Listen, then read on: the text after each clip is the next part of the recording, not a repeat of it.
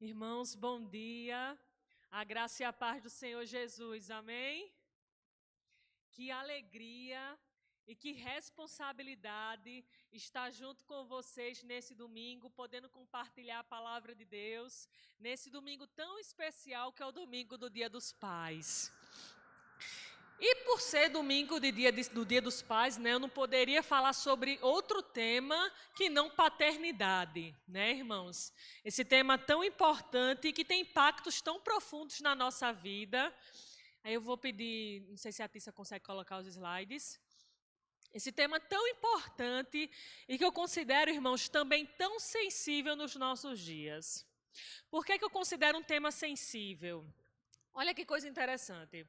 Segundo o último censo demográfico do IBGE de 2022, cerca de 49,1% das unidades domésticas brasileiras são chefiadas por mulheres. Sabe o que isso significa em outras palavras? Que quase 50% dos lares brasileiros sofrem com a ausência paterna. Essa situação só piora quando a gente considera que em muitos lares, onde o pai está presente fisicamente, muitas vezes ele é ausente emocionalmente. Talvez se eu fosse perguntar para alguns aqui, Gilson falou de características maravilhosas que o pai da Simone tinha. Mas talvez se eu perguntar para outros irmãos algumas características do seu pai, talvez alguns digam assim, meu pai era muito autoritário.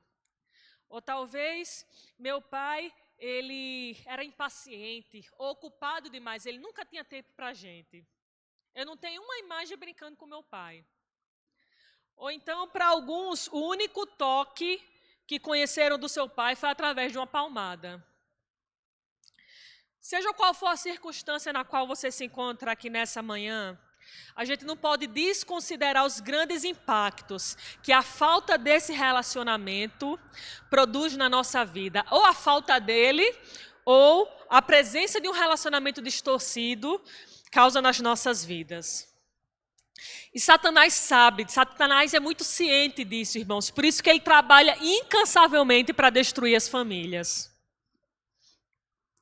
Porque Satanás sabe que a gente automaticamente transfere para Deus a visão distorcida que a gente possa ter do nosso pai terreno. E que uma visão errada sobre Deus vai levar a uma visão errada sobre todo o resto, sobre toda a realidade. Satanás sabe que é impossível termos uma vida próspera espiritualmente e emocionalmente sem trabalharmos esse tema nos nossos corações. Eu sei que tem alguns psicólogos aqui presentes, eu sei que eles vão de concordar comigo, né, sobre a importância desse tema, porque eu acho que os consultórios estão cheios de pessoas com problemas de paternidade. Por isso, nesse domingo especial de Dia dos Pais, eu gostaria de falar sobre aquele que é o pai perfeito. Aquele que é o tipo certo de pai. Aquele que serve como modelo a ser seguido pelos pais que estão aqui me ouvindo. Aquele que é capaz de suprir todas as nossas necessidades e curar todas as feridas que foram deixadas pelos nossos pais terrenos. Por isso, a minha oração sincera e a minha expectativa é que Deus possa falar mais uma vez aos nossos corações através da sua palavra nessa manhã. Amém? Irmãos, olha que coisa interessante. Deus, ele se utiliza ao longo da Escritura de várias figuras terrenas para revelar aos homens um pouquinho mais de quem ele é. Um pouquinho mais do seu caráter, natureza, da sua forma de agir. E uma das principais figuras, se não for a principal, que Deus utiliza para se revelar ao homem é a figura do Pai. Jesus se referiu a Deus como Pai inúmeras vezes. Inclusive, quando ele foi nos ensinar a orar, ele disse, vocês devem orar assim, Pai nosso que estás no céu. Se você quer saber em outras palavras quem Deus é, se alguém chegar para você perguntar, Simone, Gilson, quem Deus é? Uma pergunta filosófica profunda, você pode responder de forma objetiva. Deus é Pai. E essa paternidade de Deus, ela é revelada de várias formas ao longo da Escritura. E eu queria nessa mensagem apresentar 3 formas de como essa paternidade é revelada e as implicações pessoais que essa revelação precisa ter nas nossas vidas. A primeira forma como essa paternidade é revelada é na criação. Deus é Pai, irmãos, no sentido de criador de toda a humanidade, no sentido de ser o gerador dos homens. Nesse sentido, a gente pode falar de uma paternidade universal, que aqui, óbvio, não implica em salvação automática, como os católicos pensam, mas numa relação de origem, no sentido de que nós viemos de Deus. E o texto de Gênesis 1 e 2 mostra exatamente isso para a gente. Como Deus gerou as nossas vidas, como Ele preparou toda a casa para a nossa chegada. Deixa eu ilustrar isso com um exemplo. O Israel que está aqui, o Israel ele foi desejado, ele foi planejado por mim e por Lucas. Né? Lucas, ele participou de toda a gestação, cuidou de mim ao longo de toda a gestação. Ele pesquisou os móveis do quarto de Israel, foi comprar os móveis, organizou o quarto, fez tudo para a chegada do Israel. Estava lá lutando junto comigo na hora do parto. Né? Deus, irmãos, é do mesmo jeito. Né? Você imagina ali em Gênesis 1 e 2, Deus preparando a casa, Deus preparando a alimentação, o cuidado, a proteção para que nós pudéssemos morar aqui nessa terra. E se você gosta aí de apologética, você pesquisa lá no YouTube, a sintonia fina do universo. Você vai ver como não foi assim pouca a preparação foi grande e muito minuciosa desse Deus para que a gente pudesse morar aqui nesse lugar. Esse é um dos sinais de que o nosso Pai nos desejou, Ele planejou a nossa chegada. Olha o que é que o Salmo 139, versículos de 13 a 16, fala para nós sobre essa participação direta do nosso Pai na nossa geração. Ó como Ele nos planejou. Tu criaste o íntimo do meu ser e me teceste no ventre da minha mãe. A ideia de tecer aqui é a ideia de ações pequenas, mas pensadas, planejadas. Eu te louvo, porque me fizeste de modo assombroso e admirável. As tuas obras são maravilhosas, e eu sei disso muito bem. Os meus ossos não estavam escondidos de ti, quando em secreto fui formado e entretecido nas profundezas da terra. Os teus olhos viram o meu embrião. Todos os dias determinados para mim foram escritos no teu livro antes que qualquer um deles viesse a existir. Olha que coisa linda. Olha o que esse salmo ele nos revela sobre esse planejamento de Deus, sobre a minha vida e a tua vida. E talvez ela possa contrastar aqui um pouco com o planejamento do seu pai terreno. Talvez você esteja aqui e você possa dizer, eu nem conheci meu pai não sabe nem que eu existo. Né? Ou então ele não me desejou. E isso em algum aspecto é até um pouco parecido com a minha história. Se meu pai estivesse aqui, ele ia contar essa história para você até rindo, até achando graça, viu? Meu pai, ele queria muito ter um menino, muito, né? Quando ele descobriu que estava vindo uma menina, irmãos, o desgosto dele foi tão grande que ele tomou uma cachaça amuada para poder aliviar o desgosto. Só que aí, a barriga da minha mãe começou a crescer demais, e a minha família começou a achar estranho. Eu digo, o tamanho dessa barriga, Eliane, não está batendo com o tempo de gestação. E naquele tempo não se fazia ultrassom o tempo todo como se faz hoje, né? Aí minha tia pagou, a minha mãe fez mais uma ultrassom e descobriu que não era uma menina, era 2. Resultado, tomou mais cachaça. Não satisfeito, no dia do parto, meu pai estava no hospital. Estava onde? Tomando cachaça. Para poder aliviar o desgosto.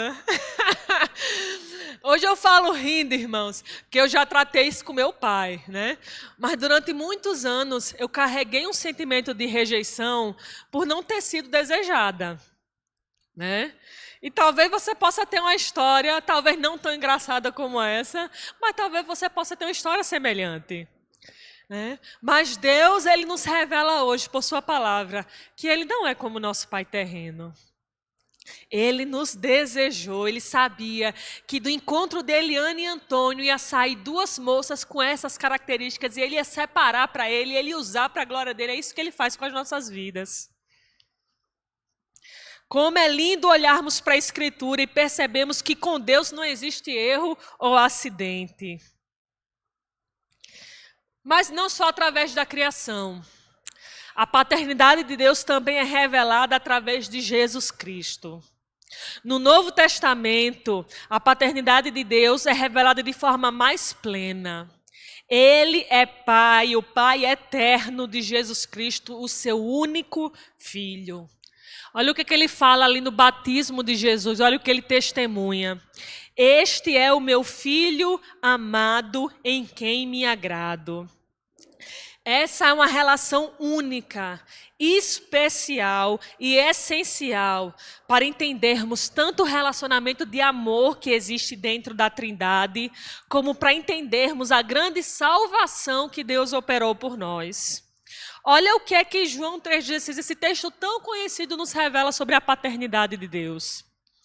Porque Deus tanto amou a gente, tanto amou as pessoas, irmãos, que deu o seu único filho, entregou ao sacrifício o seu único filho, para que todo aquele que nele crê não pereça, não morra, mas tenha a vida eterna.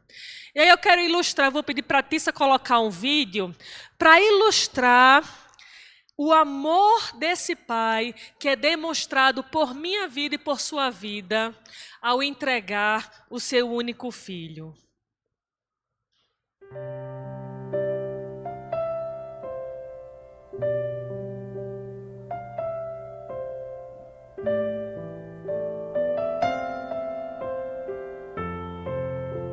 Não compreendo os teus caminhos,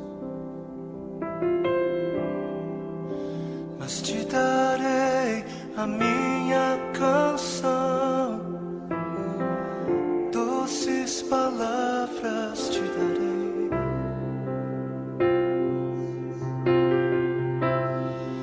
me sustentas em minha dor, e isso me leva mais perto de ti, mais perto dos teus caminhos.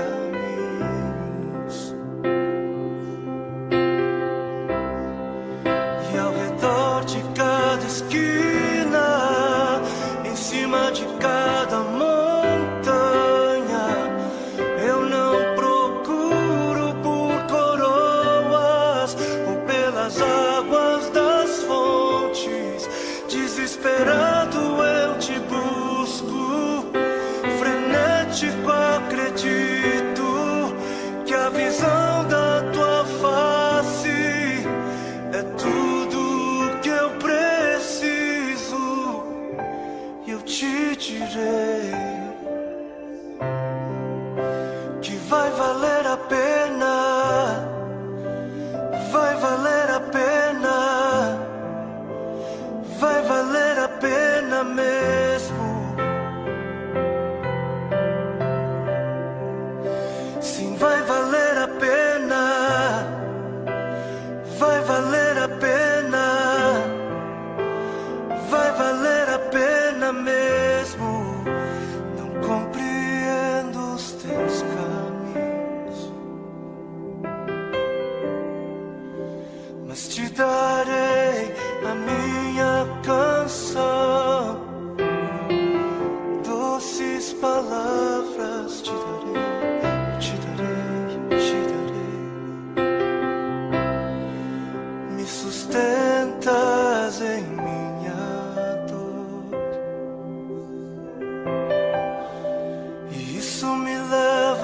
mais perto de ti, mais perto dos teus caminhos.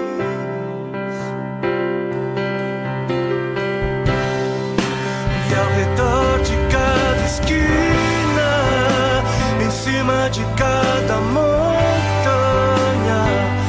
eu não procuro por coroas ou pelas águas das fontes.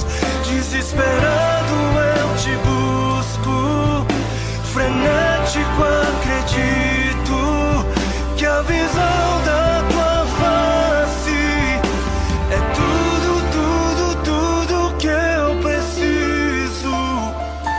E te direi que vai valer a pena, vai valer a pena, vai valer a pena mesmo, eu sei.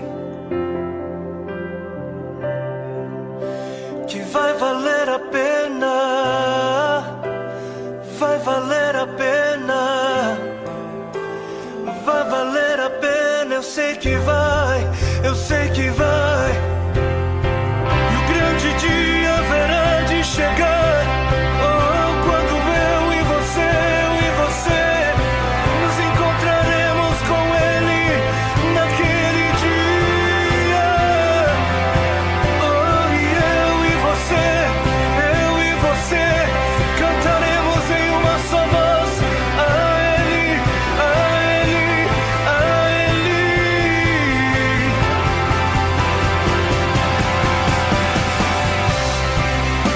Senhor, valeu a pena, Senhor, valeu a pena, Senhor, valeu, valeu, valeu, valeu, valeu. Senhor, valeu a pena,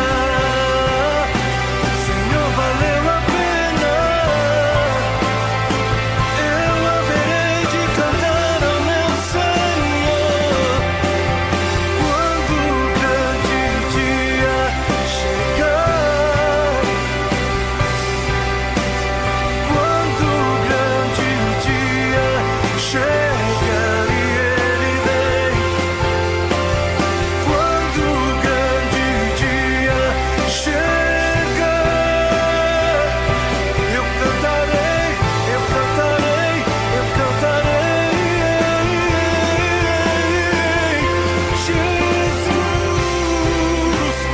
sim, sim, sim, sim, sim, sim, Jesus, valeu, valeu, valeu, valeu, valeu, valeu, valeu.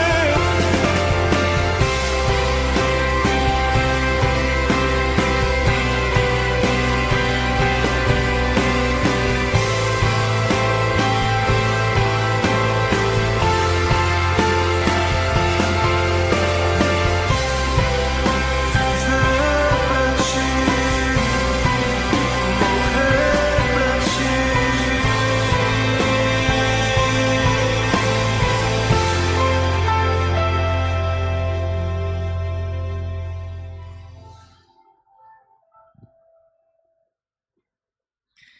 Você consegue entender um pouco melhor o tamanho do amor desse Deus, do nosso Pai?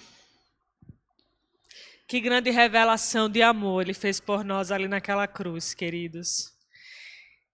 E como podemos ainda duvidar desse amor, né? Você é pai, posso perguntar a você, você teria coragem de oferecer o seu filho em sacrifício por um monte de infratores da lei, um monte de presidiário que está ali recluso no presídio? Você teria coragem de oferecer o seu filho inocente? Esse foi o grande amor com o qual Ele nos amou. E através do sacrifício do seu único filho, nós somos adotados e passamos a fazer parte da família de Deus. Nos tornamos filhos. E esse é mais um aspecto no qual a paternidade de Deus é revelada. Através de um processo de adoção, Nós que antes estávamos perdidos, sem esperança, com um profundo vazio no nosso ser, agora nos tornamos filhos. E essa adoção, ela possui um aspecto tanto legal, no sentido de que passamos agora a receber um nome, passamos agora a ter todos os direitos, privilégios e responsabilidades que um filho natural tem, inclusive herança, né? Quanto possui um aspecto relacional também essa adoção. Agora nós passamos a ter um relacionamento íntimo com o nosso Pai. É isso que testemunha para nós Romanos capítulo 8, versículos de 15 a 17. Pois vocês não receberam um espírito de escravidão para novamente temerem juízo, temerem condenação, mas receberam o espírito que os torna filhos por adoção, por meio do qual clamamos, Abba, Pai. E o próprio Espírito testemunha ao nosso espírito que somos filhos de Deus. E se somos filhos, também somos herdeiros de Deus e co-herdeiros com Cristo. Esse é o grande privilégio que temos recebido da parte do nosso Pai. E esse grande presente, quando aplicado em nossas vidas pela ação do Espírito Santo, produz profundas implicações, e eu gostaria de começar a refletir nelas a partir de agora.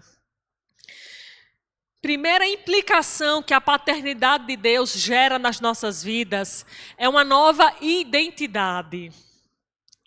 Nós agora somos filhos. A nossa identidade passa a ter um novo fundamento. Agora um fundamento diferente da do mundo. Eu não sei se acender a luz, se ficar ruim para eles verem, é porque fica melhor para eu poder vê-los também. Obrigada, Tissa. A nossa identidade, irmãos, não está mais fundamentada, não é mais fundamentada da mesma forma como a identidade do mundo. Né? E isso é uma verdade libertadora. A nossa identidade não é mais firmada naquilo que a gente faz, no nosso desempenho. A gente vive numa sociedade meritocrática, né? Eu sou aquilo que eu faço. Quanto mais me esforço, melhor eu sou.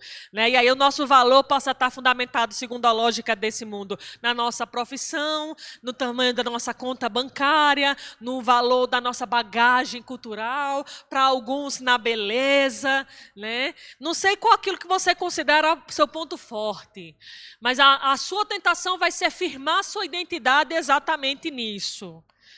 E isso é uma verdade, inclusive, no ministério. Né? Isso é uma verdade contra a qual eu preciso lutar constantemente. Que às vezes a gente pensa que a gente é aquilo que a gente faz. Né?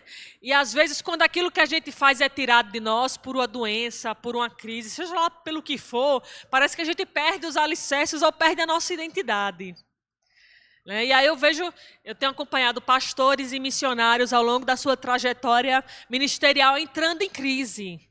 Às vezes Deus faz a gente parar, né, na nossa vida, e quando a gente para de fazer aquilo que a gente fez a vida toda, às vezes a gente termina perdendo o senso de identidade. Quem eu sou? Eu sou pastor, Não, eu sou filho. E a nossa identidade precisa estar firmada nisso. Eu tenho aconselhado alguns adolescentes, e eu percebo tantos adolescentes e jovens, às vezes, ansiosos, né? Porque, às vezes, eles estão estabelecendo o senso de valor deles, às vezes, na nota que eles tiram na escola, ou na aprovação em um vestibular. Mas eu quero lembrar o nosso coração, e isso a gente precisa lembrar para o nosso coração, irmãos, diariamente, até o dia da nossa morte. Né? O nosso valor não está firmado nessas coisas. O nosso valor está firmado no fato de quem nós somos, e nós somos filhos. As críticas não podem ter mais o poder de nos derrubar, de nos abater, irmãos. O nosso desempenho não pode mais determinar isso. Não podemos mais ser escravos dessas coisas, profundamente dependentes da aprovação alheia para reconhecer o nosso valor. Você é filho de um pai que te ama muito e te ama independente de suas obras, simplesmente por sua livre vontade, porque ele escolheu te amar, escolheu te separar para que você pertencesse a ele. E eu acho essa verdade tão poderosa. Olha o que é que Paulo fala em Romanos, capítulo 9, versículos de 11 a 13 e o versículo 16. Aqui nesse contexto, Paulo está explicando sobre a escolha de Deus por Israel e dizendo, olha, não é que Deus escolheu Israel, é porque vocês não entenderam que só é verdadeiramente israelita aquele que é circuncidado no coração e não na carne. E ele vai dizer, olha, ele vai explicar isso usando o exemplo de dois irmãos. Ele vai dizer, falando sobre os filhos de Isaac, ele diz, todavia, antes que os gêmeos nascessem, ou fizesse qualquer coisa, boa ou má, a fim de que o propósito de Deus, conforme a eleição, permanecesse, não por obras, mas por aquele que chama, foi dito a ela, o mais velho servirá ao mais novo. Como está escrito, amei Jacó, mas rejeitei Esaú. Versículo 16, portanto, isso não depende do desejo ou do esforço humano, mas da misericórdia de Deus. Irmãos, olha que coisa profunda. Deus está dizendo que Ele nos ama e Ele nos escolheu como filhos não por causa daquilo que a gente faz, não é porque Ele ia ver que Raiane no futuro ia ser um ministro, uma ministra do Evangelho, porque Raiane ia se dedicar muito e ia fazer isso, não é pelo que Raiane fez ou faria, mas é por causa da misericórdia dEle, não é por obras, mas é por graça, irmãos. Então, podemos no nosso coração hoje descansar. Ainda que Raiane, Gilson, qualquer pessoa que fosse aqui parasse de fazer qualquer coisa, parasse de servir e só existisse, isso já seria suficiente para Ele te amar. Mas infelizmente foi isso que aquele filho mais velho da parábola do filho pródigo, ele não entendeu. E eu gosto muito dessa parábola porque ela apresenta para a gente dois tipos de orfandade. Dois filhos que, e aqui tanto o mais velho, que sempre ficou em casa com seu pai, se sentia órfão, como aquele que tinha o pai vivo e mesmo assim decidiu abandonar o pai para viver a sua vida de forma resoluta. Lá em Lucas, capítulo 15, e aí eu quero chamar agora especificamente a sua atenção para a atitude do mais velho, né? E o mais velho aqui, ele representa exatamente os fariseus e mestres da lei. Olha o que esse filho mais velho mostra com as suas palavras sobre como ele se sentia com relação ao seu pai. Versículo 28. O filho mais velho encheu-se de ira quando o mais novo retornou e o pai preparou toda aquela festa para recebê-lo. E ele não quis entrar para participar da festa. Então seu pai saiu e insistiu com ele.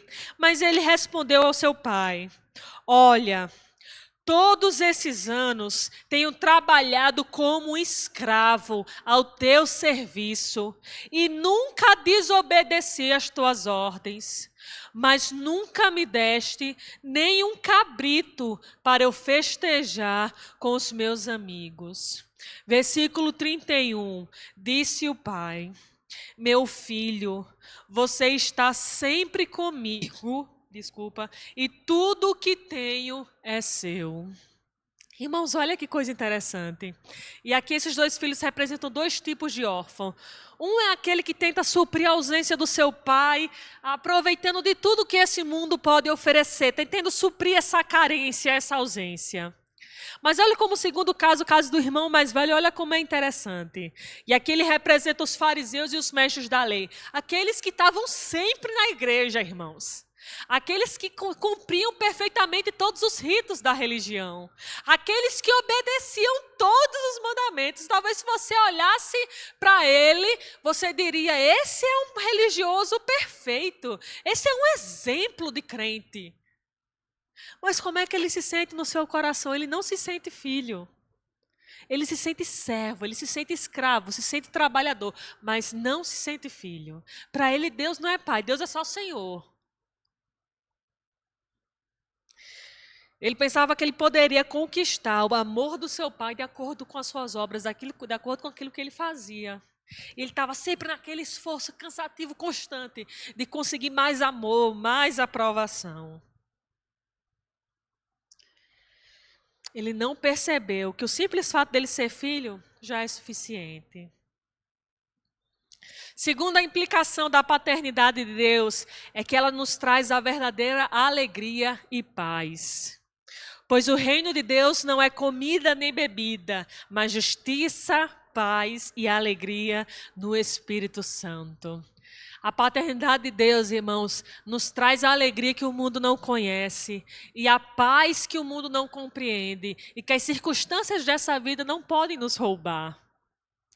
Eu lembro que eu já passei, na verdade, irmãos, por muitas experiências de quase morte, sabe? Eu estar viva é um milagre de Deus, né? Meu marido sabe disso. Eu sou um desastre ambulante, eu sou um perigo para a minha própria vida, na verdade.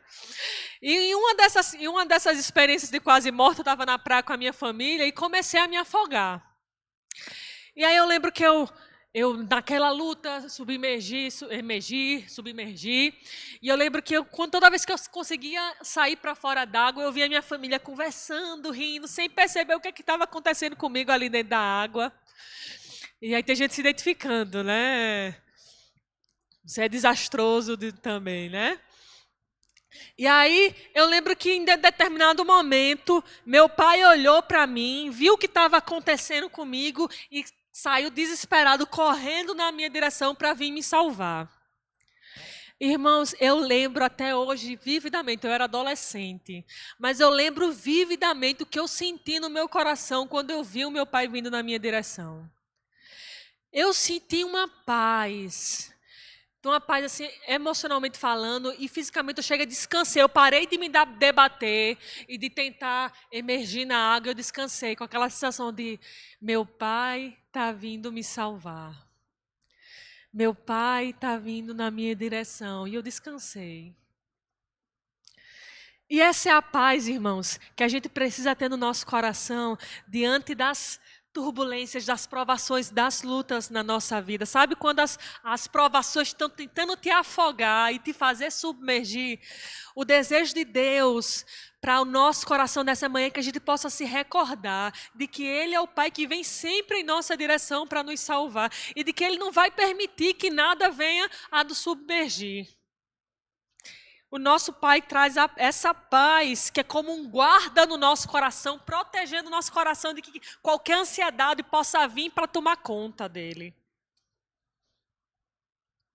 A paternidade de Deus também nos traz segurança espiritual. Pois sabemos que todo aquele que é nascido de Deus não peca, mas Deus protege, Ele guarda aqueles que o pertencem a Ele e o maligno não pode tocá-los. E essa é uma verdade que também traz paz ao nosso coração, né? E aí tem gente com a teologia meio distorcida, assim, que vive com medo de Satanás, né? Satanás vir tocar e causar algum mal. E aí a palavra de Deus nos mostra que Ele não toca. Ele só pode tocar se Deus autorizar, que foi o caso de Jó. Né? E quando Deus permite, Ele permite com um propósito. E os seus propósitos são mais excelentes para o nosso bem. Essa é uma segurança que podemos ter. Quarta implicação da paternidade de Deus. Essa paternidade nos traz confiança e nos estimula à prática da oração. Olha o que diz Mateus 7, do 7 ao 11. Peçam. Olha que estímulo Jesus nos dá. Peçam, irmãos, vocês podem pedir. Peçam e será dado a vocês. Busquem e vocês encontrarão. Batam e a porta será aberta. Pois todo aquele que pede, recebe. O que busca, encontra. E aquele que bate, a porta será aberta.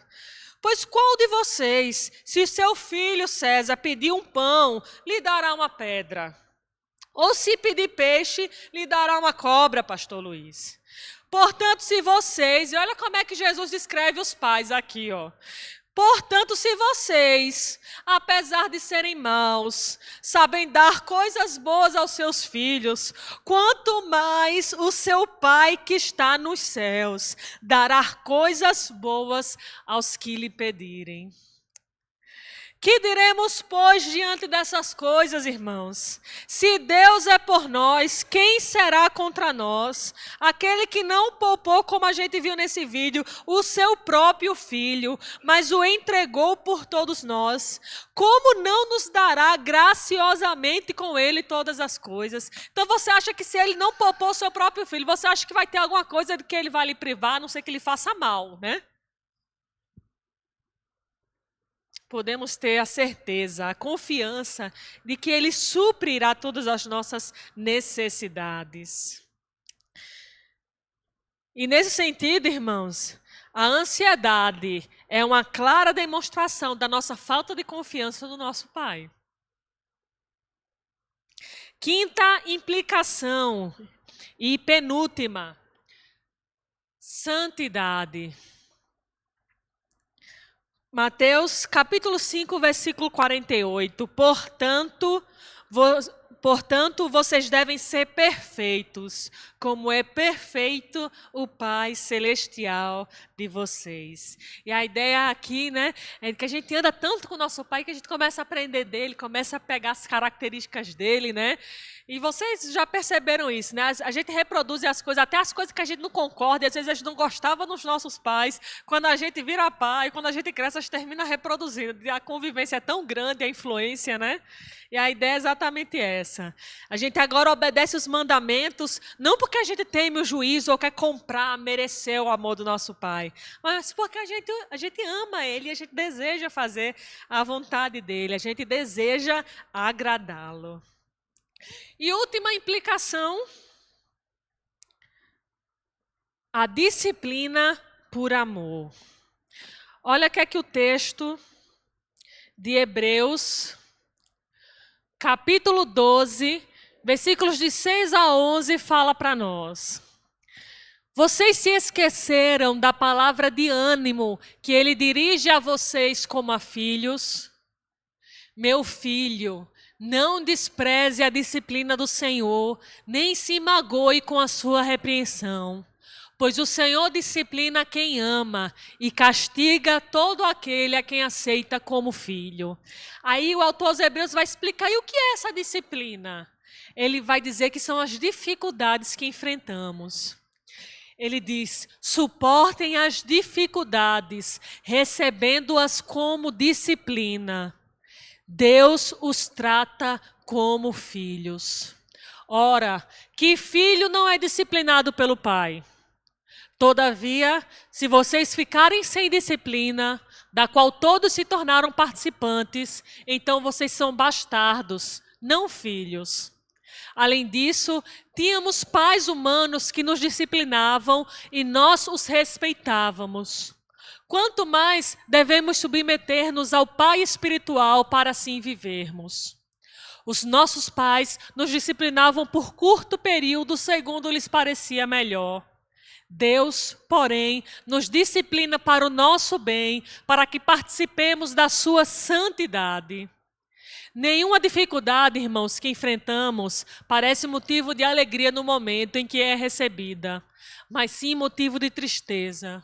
Mais tarde, no entanto, produz fruto de justiça e paz para aqueles que por ela foram exercitados. Deixa eu ilustrar essa verdade espiritual com um exemplo. Israel agora ele pegou o primeiro resfriado dele e a gente começou a fazer nebulização, mais especificamente o Lucas. Eu coloquei essa atividade para ele, que é essas coisas que infligem muito sofrimento na criança, eu fico angustiada, né? Aí a função dele é fazer a nebulização no Lucas. Irmãos, parece que está matando a criança. Né? Ele chora, eu chego a ver o sofrimento nos olhos dele, ele se debate, né? E Lucas tem que segurar ele e fazer mesmo contra a vontade dele, né? E Lucas fica dizendo, calma filho, é para o seu bem, mas Israel não entende, irmãos. Né? A mentalidade do Israel é muito limitada para poder entender o todo e ver que aquilo é para o bem dele. E quando Lucas consolava o Israel, eu ficava pensando, eita Deus, a gente é desse jeito, né? O Senhor traz a provação, traz a dificuldade para o nosso bem, para nos fazer crescer, para nos santificar, e a gente fica lá se debatendo, né? triste, pensando que aquilo é o fim do mundo, e Deus dizendo, calma, filho, calma, é para o seu bem, vai passar, não é não? Não é não? A gente é desse jeito, irmãos. Mas o nosso Pai, Ele nos garante através da sua palavra, que a disciplina dEle é por pouco tempo, e tem um propósito de amor envolvido, é para o nosso bem. Pensando nessas implicações, irmãos, eu gostaria que nesse momento nós colocássemos o nosso coração diante do nosso Pai. Enquanto eu refletia nessa mensagem, eu pensava assim, eu acho que eu tenho Deus ainda mais como Senhor, é um Senhor de amor. Eu tenho essa convicção, essa sensação profunda no meu coração, eu sinto que Ele é um Senhor de amor, mas eu ainda tenho Ele mais como Senhor do que como Pai. E eu percebi até às vezes como eu chamo Ele em oração, eu chamo muito mais de Senhor do que como Pai. E eu pensei, Senhor, eu preciso resgatar no meu coração a Tua paternidade. Né? E eu fiquei pensando, por que para mim ter Deus como Senhor, como Pai ainda é tão difícil? Né? E talvez você que está aqui me ouvindo nessa manhã, talvez você seja um filho órfão. Talvez você não tenha conhecido seu pai, ou talvez você tenha perdido ele muito cedo, e você não conhece essa afetividade de um amor paterno. Ou talvez você cresceu com seu pai, e talvez o seu pai não seja o tipo certo de pai, ou não esteja representando bem a figura de Deus para você. E talvez exista algo no seu coração que você ainda precisa resolver com relação à paternidade do seu pai terreno. Talvez exista perdão que você precise liberar, ou uma conversa franca e difícil que você precisa ter com ele. Ou talvez você diga assim, Raiane, mas você não conhece meu pai. Meu pai é daquele que não muda. Eu já falei várias vezes, mas ele não muda, ele continua do mesmo jeito. Mas até nesses casos, queridos, Deus nos ordena a perdoar, né? E o desafio da palavra de Deus para nós é que, independente do que Ele faça, Ele mudando ou não, nós precisamos liberar o perdão, porque isso vai ser fundamental para restaurar a nossa visão sobre paternidade. E eu queria orar por aqueles que se sentem nesse grupo, nessa manhã, e também pelos pais que estão aqui presentes. A vocês foi dada uma grande responsabilidade, a de representar bem a imagem de Deus para os seus filhos. E eu sei que essa não é uma tarefa fácil, né? Eu já me encho de temor, já fico pensando no Israel crescendo e dizendo, a minha mãe faz isso, né? Porque quando a gente vai crescendo, a gente começa a apontar os defeitos dos nossos pais, né? E eu já imagino Israel fazendo isso comigo. Mas é uma missão possível de ser realizada com a ajuda de Deus, né? E a verdade é que nós precisamos construir o relacionamento com os nossos filhos encharcado de graça. E essa é uma dificuldade que eu tive no relacionamento com a minha mãe. Eu pedia muito perdão à minha mãe, porque, óbvio, eu pecava contra ela, relacionamento é isso, né? Uma hora eu vou pecar. E minha mãe, ela ficava irritada, ela não dizia, eu perdoo. Ou quando ela errava, ela não foi ensinada, ela não tinha o hábito de pedir perdão, né? E num relacionamento, seja de pais e filhos, ou que tipo de relacionamento for, irmãos, nós precisamos deixar aberto uma via dupla de dois lados. Às vezes a gente pensa que por termos autoridade sobre os nossos filhos, né, a gente vai diminuir a autoridade se a gente reconhecer que errou e pedir perdão. Pelo contrário, a gente vai manifestar a graça do Evangelho. Os nossos filhos vão perceber que nós somos pecadores falhos, mas que existe graça e perdão para as nossas vidas também, assim como existe para a vida deles. E eu quero desafiar você, pai, que está aqui me ouvindo. Se você tem o seu filho ainda com você, pergunta para o seu filho. Né? Tenha coragem de perguntar, filho, no que eu posso mudar? Tem alguma coisa que papai faz que entristece você e eu posso melhorar? Né? E dessa forma você pode melhorar, né, essa representação de Deus para os seus filhos. Então, nesse momento, vamos colocar diante de Deus as nossas necessidades. Eu não sei em qual dos grupos aqui você se encontra, Mas vamos nos colocar diante do nosso Pai e vamos pedir para Ele aquilo que nós precisamos, na certeza de que Ele nos escuta e Ele pode nos curar, Ele pode nos transformar. Amém?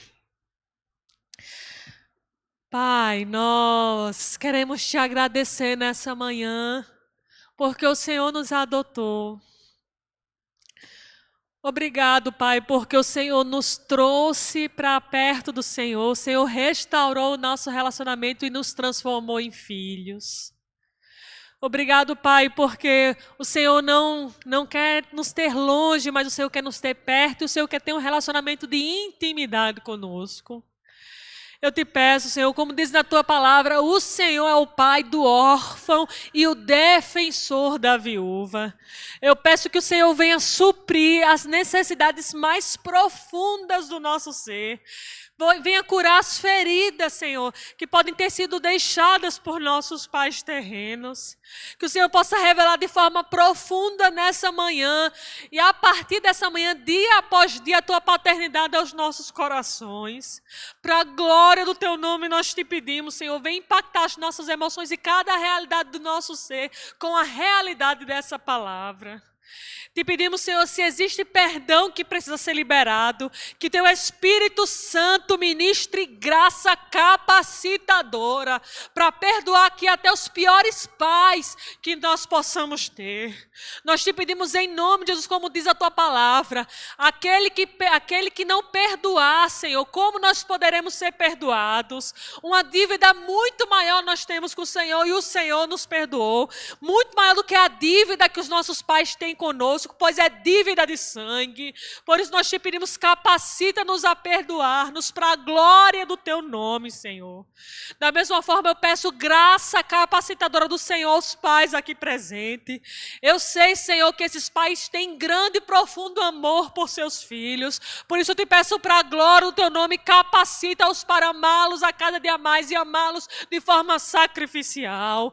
Capacita o Senhor a ser pais cheios de amor, cheios de afeto, que possam tocar, abraçar, beijar, gastar tempo com seus filhos, para que eles não sejam órfãos com seu pai presente dentro de casa. Nós te pedimos em nome de Jesus, usa-os, ó Deus, para a glória do Teu nome, para apresentar a Tua salvação a eles. Assim nós te pedimos que o Senhor conceda a graça, que o Senhor os transforme a cada dia mais, para a glória do Teu nome, no poderoso nome de Jesus. Amém.